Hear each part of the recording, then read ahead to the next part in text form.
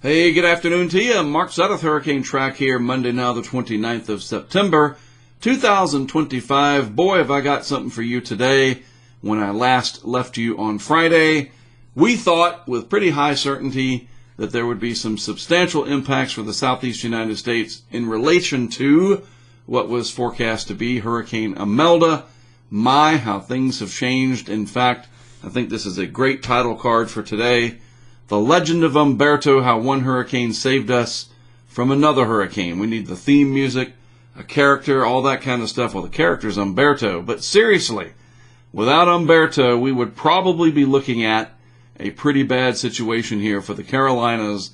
And I'm going to do my best to explain it all as we move forward through today's discussion. Let's start off, though, with this. I'm going to come back on just for a moment. I want you to just gaze upon this satellite animation. Let me disappear so that you can focus on that. That is remarkable. It really is. You have Imelda over here on its way to becoming a hurricane.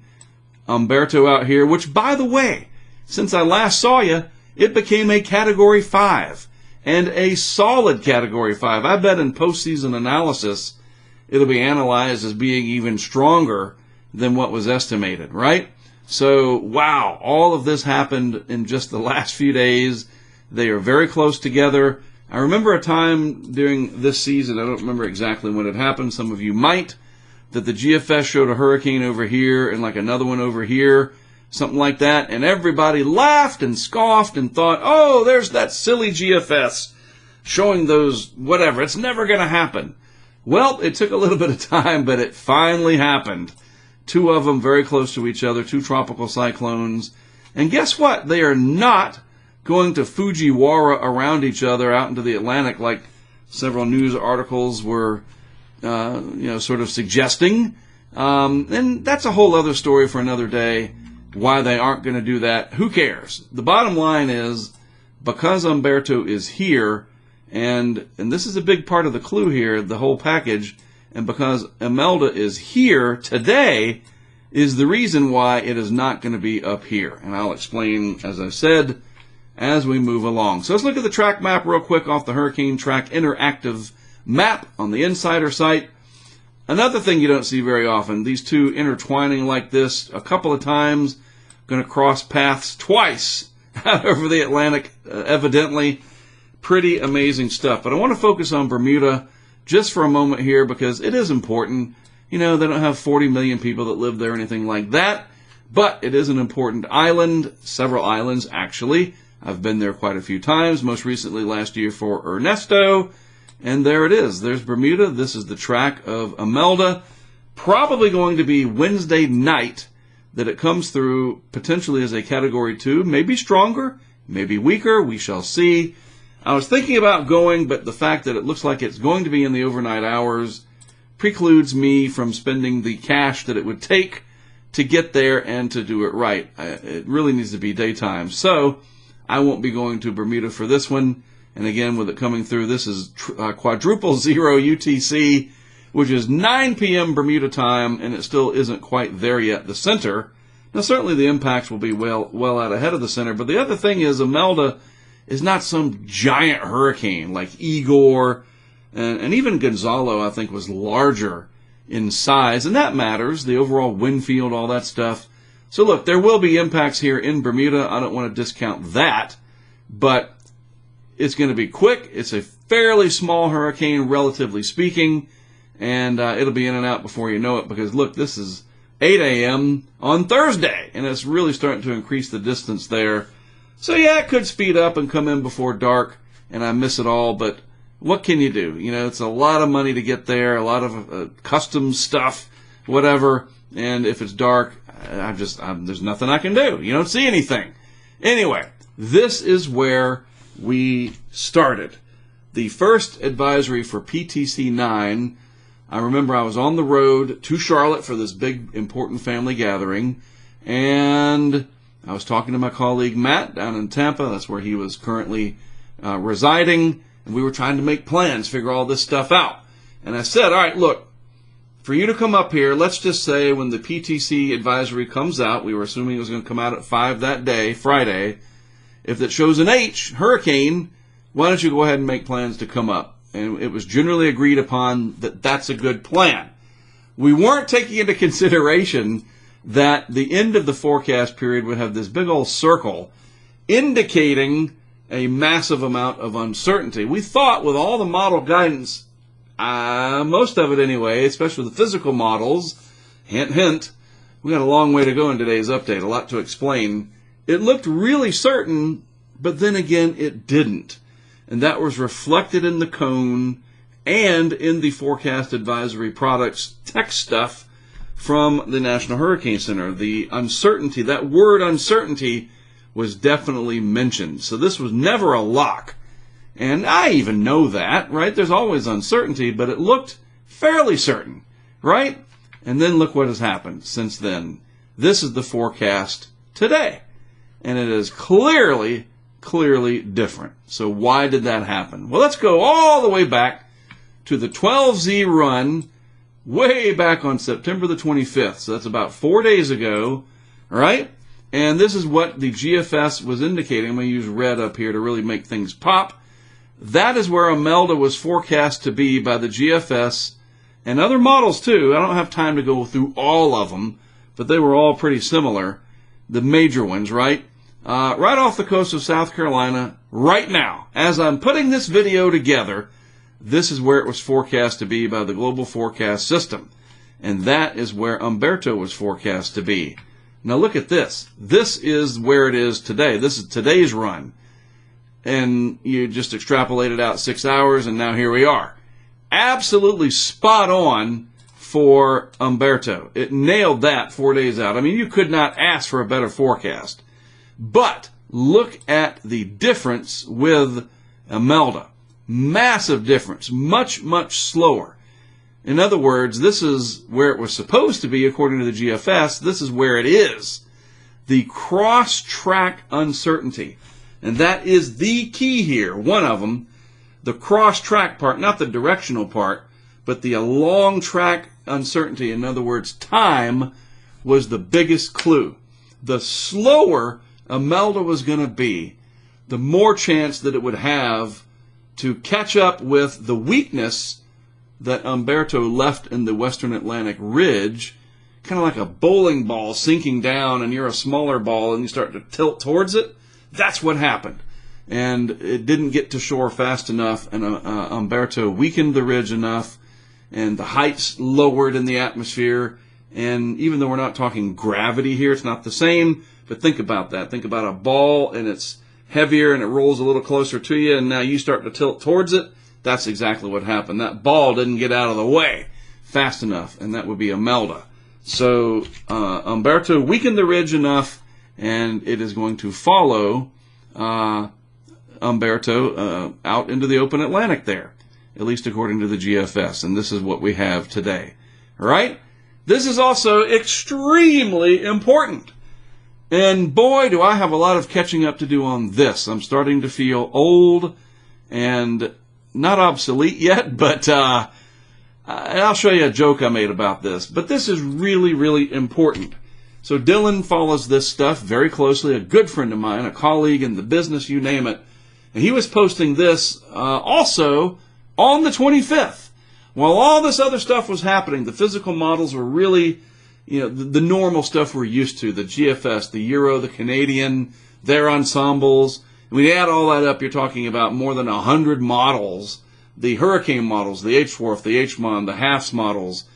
All of them generally pointed towards a landfall. But Google DeepMind was not completely sold. If we expand this image, the image made, by the way, by good, amazing, I never met the guy, but a good friend of all of ours on the internet, Tomer Berg, just terrific coding.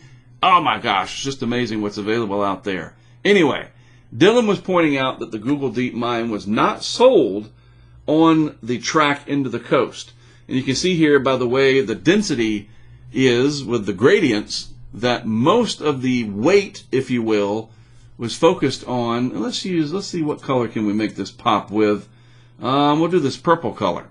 Most of the weight was focused on a turn out into the Atlantic. You don't even need my coloring. That's what the ensemble mean is, the Google DeepMind ensemble. Who knew there was even such a thing? Seriously. Anyway, that's pretty close too. This was on the 25th. It's not going to be that far off.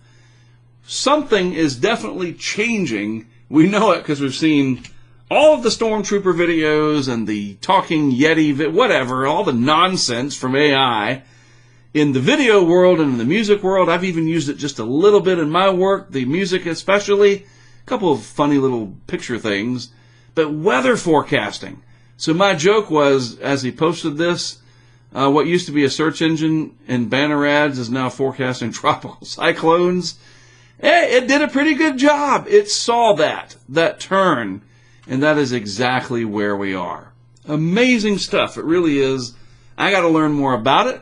I'm going to be working on that, believe you me, and it's going to take an hour to do these videos down the road because we're going to have too many darn models, or will Google just nail it so well that we don't need those other models? We'll see. That could be a stretch. Anyway, so let's take a look at the current time frame and what's going to be happening with Humberto, Imelda, and other stuff that might be coming up. We are still in hurricane season, and I'm going to leave you with just showing it look like it's not done yet. You know, we still have to watch a few things, so let's go through that as we finish about the last third of today's update. All right, so here we are. This is the 12Z run for today. I want to switch this over actually to the wind field part. Mean sea level pressure and the 10-meter wind. And most of Bermuda is above 10 meters, trust me. And there is our Humberto, strong hurricane. This is the wind field and gradually strengthening Imelda. And this is just some little doodad in the Gulf, by the way. Only a problem down there, as you'll see, for oil interest and whatnot. But let's move this through over the next several hours, couple days, what have you. So Humberto goes up between Bermuda and Hatteras, and then Imelda strengthens and comes really close there to Bermuda going across, and it could be pretty strong. We'll have to see about that. It looks like it starts to get sheared some. The wind field just looks funny. It looks more like a butterfly. Both of these do. It's just strange interactions with the upper levels and so forth. But going to be a good blow no matter what. You know, it's all about the impacts, and, you know, Bermuda is built strong, trust me. But this won't be nothing. You know, it's a nothing burger. It's not going to be another Fabian, but it's not going to be nothing either, no matter how close it gets, unless it's really wide away, which I don't see that happening. We're only talking 66 hours or so. So out they go, and that is that. Now I want to expand the map and show you there's more coming. And it's not so much like, oh, he's trying to drum up more. No. Like, there's more coming hurricane season-wise, regardless of whether it impacts land. So we're going to keep adding to the name storms, I do believe. Very high confidence. And yes, the darned AI models are showing it as well. This is just so weird to say that. Yes, there is more hurricane season to come. We are not done, either from tracking and racking up ACE or potential land impacts. Of course we're not done. It's only the 29th of September. Everybody knows we're not done. You got to be serious about that. So let's see our two systems out there. They go off into the open Atlantic, and by the time we're out to about a week or so, interesting, something does try to form here in the Gulf along this stalled piece of energy sitting through here. We'll see if the Hurricane Center picks up on that at any point and outlooks it. I wouldn't put too much stock into it or worry about it too much, but water temperatures down there are very warm, and that is something interesting to watch south of this ridge. I don't know, maybe it's a one-off in the model. It just grabbed some vorticity and ran with it. We shall see. But as we go out into time to about a week, that's where we'll stop. There is another impulse out here that most of the guidance, including the AI, is developing somewhere in this direction. We're going to need to watch that. And then we are starting to see the signs of a Central American gyre setting up over here, and that could be problematic as we get into October even further. Note that this is the 6th of October. So, stuff to watch even after our epic conclusion of the Humberto, the Legend of Humberto, how one hurricane saved us from another. And just to point out, too, this is important, water temperature still quite a bit above the long-term average all across the deep tropics, subtropics, Gulf, Caribbean, everything. And then we got this La Nina lookout here. I'm going to just be honest with you. I don't see how we get out of the season without something big happening in there.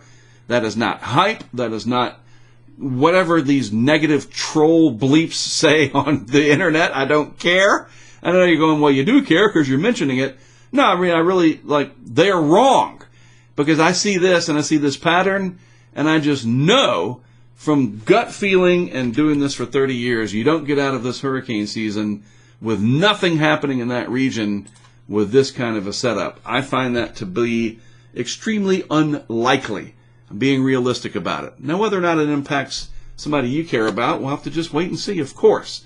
Anyway, very interesting stuff since we last did this, and here we are. So that is it. All right. Couple of more things just real quick before I let you go. Yes, there will be swells, rip currents, beach erosion, that kind of thing. But since we are between new moon and full moon, the astronomical tides will not be against us. So any impacts on the Outer Banks and elsewhere along the East Coast will be confined to marginal flooding, that kind of thing. And if you are going in the ocean, it's getting a little cold out there now. But if you are, just be careful with those rip currents. All right. All right, that is it for me. Have a great rest of your Monday. Thanks for tuning in. I'm Mark Sudduth. I'll see you again tomorrow.